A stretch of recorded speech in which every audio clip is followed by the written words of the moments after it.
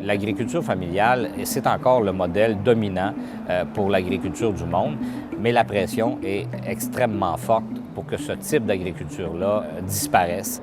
On a vraiment, dans les 25 dernières années, reposé la stratégie de la distribution alimentaire, de l'accès à l'alimentation sur la base du libéralisme économique. Mais la conséquence, c'est la suivante, c'est qu'on a investi là où c'était avantageux d'investir. Les infrastructures portuaires, aéroportuaires, de plus en plus, on a créé des îlots de population qui dépendent complètement des marchés extérieurs. Et l'arrière-pays, qui représente encore 50 de la population, est complètement coupé de cette dynamique économique.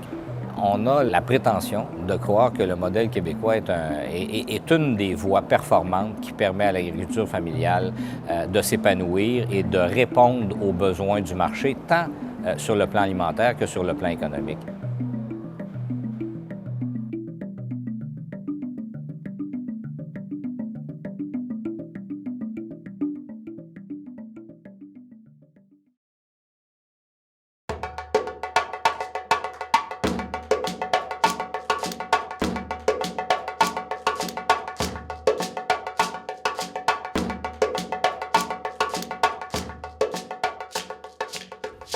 Je me nomme Madame Babari Rasmata. Je suis du Burkina Faso. Je suis productrice laitière. Et je suis aussi opératrice en alphabétisation. Donc, j'ouvre des centres d'alphabétisation dans la province de Yatenga.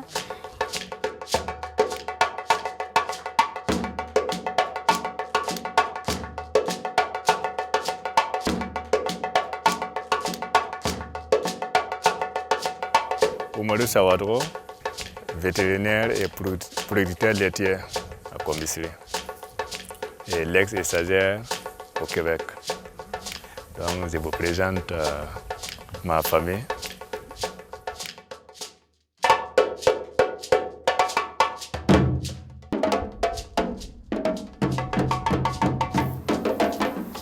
Yvan Bastien, je suis producteur laitier à Sainte-Anne-des-Plaines. Et en plus de produire du lait, nous ici, on a choisi de faire découvrir l'agriculture aux gens. Et puis, personnellement aussi, j'ai décidé d'aller découvrir l'agriculture un peu partout à travers le monde.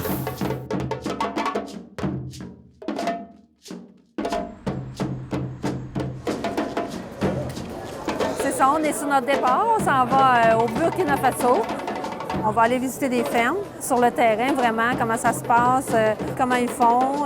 Pas nécessairement de comparer, mais de voir s'il n'y aura pas des trucs qu'on peut leur donner avec les moyens qu'ils ont pour améliorer un peu leur façon de faire. Mais j'ai confiance que ça va bien aller. J'ai hâte, là, vraiment.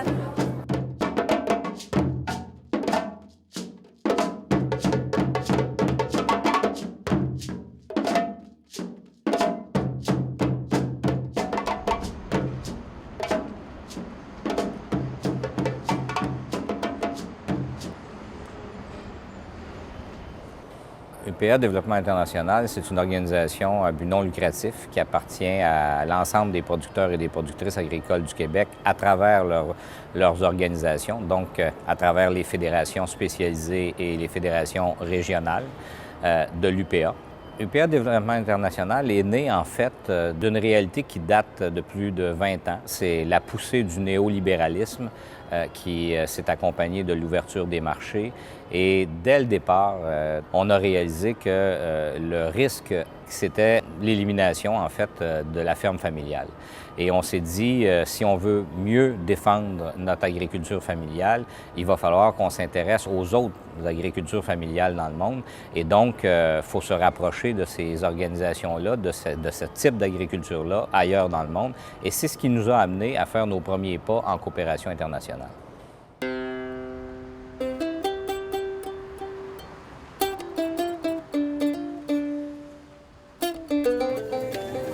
Alors voilà, c'est Madame Ginette Witty. Rasmata. Rasmataba. Enchantée. Tu vas aller là dans la 2e semaine, c'est ça. Oui, c'est ça, hein? Oui, OK. Bonjour, bonjour. Ça va? Ça va? Ah oui, ça va bien, toi? Ça va bien? Oui. Moi, c'est Oumarou.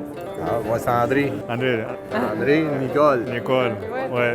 Vraiment, je suis très heureux de faire condition avec vous. Le voyage, ça a bien été, le voyage? Hein? Le voyage, ça a bien été, l'avion, tout ça? Ah oui, oui. Oui. Vous êtes arrivé cet après-midi? Ah oui. Nous allons vraiment trouver de quoi améliorer nos fermes. Des outils, en tout cas, il y en a beaucoup. Et je suis contente ce soir de rencontrer ma ferme. Tu me disais aussi qu'il y a certains plats que vous mangez tout dans le même plat. Oui, c'est ça, il a dit moins de vaisselle. C'est ça, nous autres, on a des lave-vaisselle. Il a imaginé le plat au milieu et tout le monde va manger de moins de vaisselle, des grands plateaux. Mais si tu avais une Afrique idéale, ça serait quoi?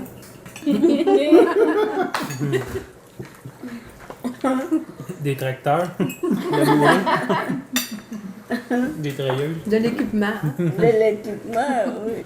L'électrification des villages, des fermes, oui. Ouais. Dans les fermes, il n'y a pas de l'eau. Ouais, c'est Il n'y a ça. pas d'électricité dans les fermes, ni de... Bon, il y a de l'eau qu'on peut aller chercher comme ça, un château d'eau ou un forage. Là, il n'y en a pas dans la ferme, il faut les chercher.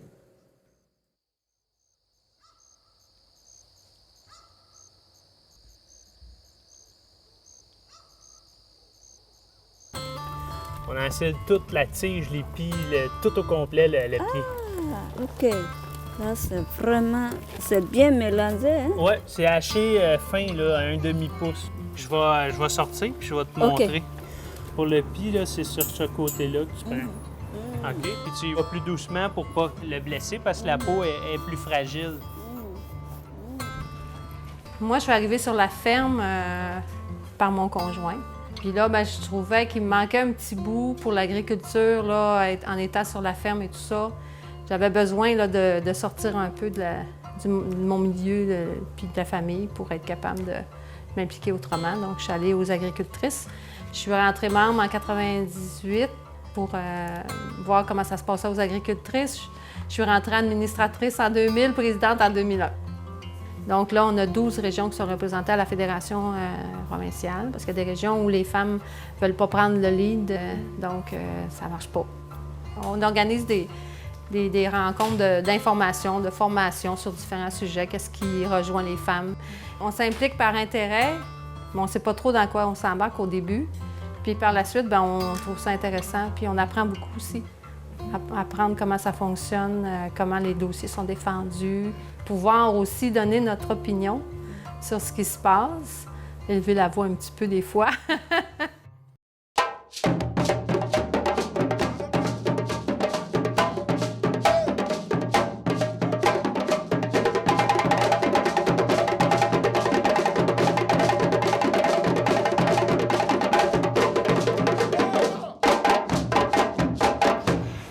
C'est un retour pour moi au Burkina Faso.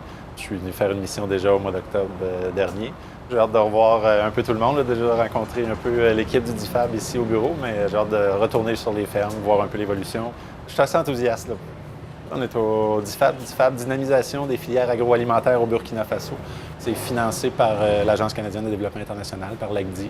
Ils sont là pour essayer d'avoir une plus-value au niveau là, de la production, entre autres dans le lait. Le marché existe. Il s'agit simplement de remplir la demande en produisant un peu plus. C'est pour DIFAB, il reste quelques mois. Là. Ça termine en décembre, au 31 décembre, ça sera terminé. D'ici là, comment on fait pour que l'élan continue? C'est à qui on doit s'adresser, vers qui on doit intervenir pour que l'élan continue après? Parce que c'est la question qu'on me pose. C'est ce que je dois mettre dans mon rapport. Comment on fait pour que DIFAB continue à influencer même au-delà du 31 décembre? Ah bon. Qui on doit influencer pour que ça continue? Bon, celui qu'on doit influencer le plus, c'est naturellement les producteurs eux-mêmes, parce qu'ils sont les premiers concernés. J'ai toujours dit, faire ce travail-là, il faut être patient. Il faut avoir la passion. Et encore aussi, il faut se dire que c'est un travail à très long terme. DIFAB, en tout cas, il en a beaucoup fait. Mais maintenant, bon... Il faut continuer. Non, bon, il faut continuer naturellement. Maintenant, il faudrait que les individus aussi soient déterminés et sachent aussi ce qu'ils veulent. Bon, je dirais que nous avons un handicap ici qui est vraiment capital. Nous n'avons pas la main-d'œuvre qualifiée. Donc, ce que je comprends, c'est que les échanges qui sont faits entre pays, c'est très bon. J'ai commencé à faire de l'ensilage depuis les années 90. Je n'avais jamais vu. C'était dans les bouquins. Et puis voilà, j'ai essayé. Bon, c'était le fiasco. Oui, c'était le fiasco. Ouais. Mais j'ai insisté, j'ai persisté. Et quand je suis parti au Canada, j'ai vu. Et quand je suis revenu, naturellement, j'ai réussi. On parlait de restitution, justement, de ceux qui venaient au Québec. Ils doivent aider globalement. Ouais. Ça me passionne beaucoup. Sur le plan moral, je suis satisfait de mon métier. Oui. Même au Burkina, c'est comme ça. Hein. À tout temps, je suis dans ma ferme. Sinon, l'économie du Burkina, c'est l'agriculture. Je vous ai dit que c'est le coton. Burkina compte parmi les meilleurs producteurs de coton en Afrique. Donc l'État a mis tous ses appuis au niveau de la culture, l'agriculture cotonnière. Alors que les autres volets, d'autres domaines comme l'élevage, n'a pas beaucoup investi. Il y a peu de projets qui appuient sur l'élevage au Burkina. Alors qu'en agriculture, il y a plusieurs projets. Surtout dans notre filière lait, a besoin de beaucoup d'investissements, beaucoup d'appui, techniquement et financièrement. Mais pas d'appui. C'est ça le pire, parce que nous cultivons ce que nous ne consommons pas. Et nous consommons ce que nous ne cultivons pas. C'est ça, parce que c'est exporté. Même 1% de coton ne reste au Burkina, 100% est exporté.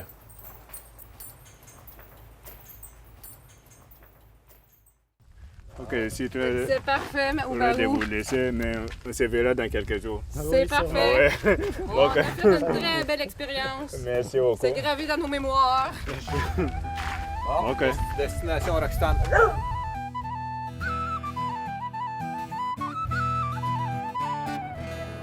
On a réalisé qu'en faisant ses premières missions, en élaborant ses premiers contacts, que ceux et celles qui intervenaient dans les pays en développement, en agriculture, étaient des gens qui n'avaient même jamais travaillé 1 heure en agriculture dans notre propre pays. Donc on s'est dit, on a certainement quelque chose à offrir de différent. Ce stage-là est un stage qu'on a créé dès la première année de l'existence du PADI. Si on veut faire une véritable coopération de paysan à paysan, il faut cette réciprocité. Il faut permettre à l'autre de venir découvrir ce que nous sommes. C'est des grosses assiettes. Hey, oui.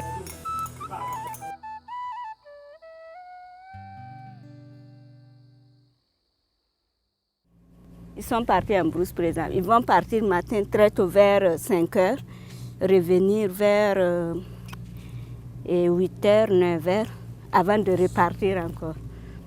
Je vais acheter des génisses et faire l'insémination au fil du temps. Parce que vu mon expérience au Québec. Parce que ce qui est bien aussi, c'est que je comprends, c'est qu'il y en a des gens qui sont intéressés à faire l'engraissement. Donc, on peut vendre les mâles. Il peut prendre pour faire l'engraissement. Oui. Depuis que je suis revenue, je suis en train de me transformer petit à petit. Je suis vraiment très, très contente de retrouver Madame Plamondon chez moi. Et je ne m'attendais pas à ce qu'elle vienne au Burkina si tôt, après mon arrivée. Et quand je l'ai vue, j'étais vraiment très, très contente et puis surprise en même temps parce qu'on m'avait dit qu'elle avait envisagé de venir, mais ce n'était pas sûr. Donc, quand elle était là, vraiment, j'étais très contente et je me suis précipitée pour aller la voir à l'hôtel. Donc, du Québec au Burkina, on se retrouve vraiment, c'est très, très bien.